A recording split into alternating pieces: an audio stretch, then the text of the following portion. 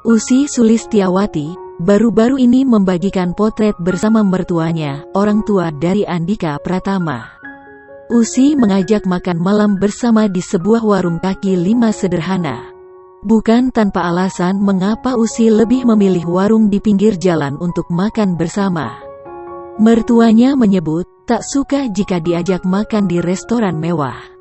Padahal Usi maupun Andika tentu saja sangat mampu untuk mengajak makan di tempat mewah. Postingan Usi tersebut lantas dikomentari oleh pedangdut Iis Dahlia. Iis juga mengungkap bahwa ayah mertuanya lebih suka makan di warung pinggir jalan. Berarti sama ma aku si papa tuh makanan Indonesia pinggir jalan ip enak ya pa, tulis Iis Dahlia dalam komentar.